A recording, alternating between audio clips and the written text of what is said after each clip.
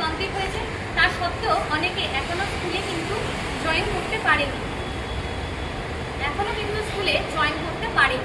এবং স্কুলে শুধু জয়েন করতে পারেনি এমনটা নয়, তার সাথে অনেক এমন সাবজেক্ট রয়েছে যাদের কাউন্সিলিং সম্পন্ন হয়। আবার কেউ রয়েছে 9-10 কল ফর ভেরিফিকেশন, কিন্তু তাদের ডকুমেন্ট ভেরিফিকেশন বাকি, শুধু ডকুমেন্ট ভেরিফিকেশনের বাকি থাকার সাথে তাদের ইন্টারভিউ কিন্তু এখনো সম্পন্ন হয়। তাই আমরা সরকারের কাছে দাবি জানাতে এসেছি যেন অনতি অবিলম্বে এই যে কাউন্সিলিংগুলো আমাদের বাকি রয়েছে, এই কাউন্সিলিংগুলো যাতে দ্রুত সম্পন্ন করে ক্লিয়ার মেডিকেল সম্পন্ন করে প্রত্যেকে স্কুলে ফেরার সুযোগ করে দেওয়া হয়। আমাদের এই নিয়োগ প্রক্রিয়ায় প্রচুর প্রার্থী অংশগ্রহণ করেছিলেন, যার মধ্যে একটি অংশ ছিল 2016 সালের চাকরিহারা শিক্ষক শিক্ষিকা। তাদের সাথে আমরাও পরীক্ষা অংশগ্রহণ করব, কিন্তু মার্কেটে একটা ন্যারেটিভ এতদিন ধরে ছড়ানো হচ্ছে যে অল ফ্রেশার্স আর ডিপ্রাইভড, কিন্তু এই কথাটি কিন্তু সম্পূর্ণভাবে সত্য নয়, এটি একটি অর্ধ সত্য কথা। আমরা প্রত্যেকে গেজেট দেখে সুস্থ মস্তিষ্কে সুচিন্তায় পরীক্ষায় অংশগ্রহণ করেছি, আমাদেরকে কেউ জোর করে পরীক্ষায় বসতে বলেছে, আমরা স্বেচ্ছায় পরীক্ষায় অংশগ্রহণ করেছি।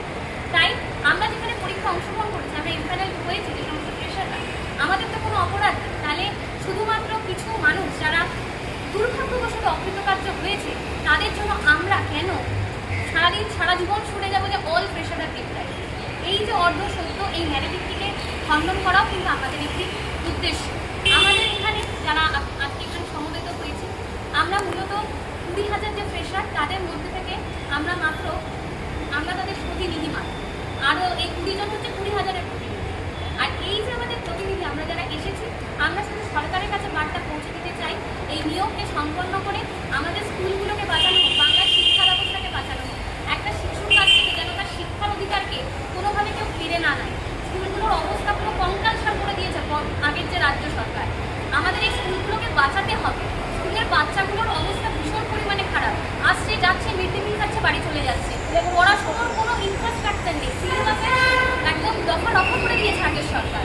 আমরা ভীষণভাবে এর তীব্র বিরোধিতা করছি এবং বর্তমান সরকারের কাছে আমরা বড় জোরে মিনতি করছি, আমরা আর্জি জানাচ্ছি যেন এসএসসি 2025 নিয়োগ 31 আগস্টের মধ্যে সম্পূর্ণ করা হয়। অলরেডি কিন্তু আমাদের প্যানেলের মেয়াদ কিন্তু চালু হয়েছে, অনেকের রেকমেন্ডেশন লেটারের 90 দিনের ভ্যালিডিটি শেষ হয়ে যেতে চলেছে। এরপরে হয়তো আরও অন্যান্য আইনি জটিলতা এর ফলে আসতে পারে। ওয়েটিংয়েও আমাদের প্রচুর ফ্রেশার ক্যান্ডিডেট রয়েছে, যোগ্য ক্যান্ডিডেট রয়েছে।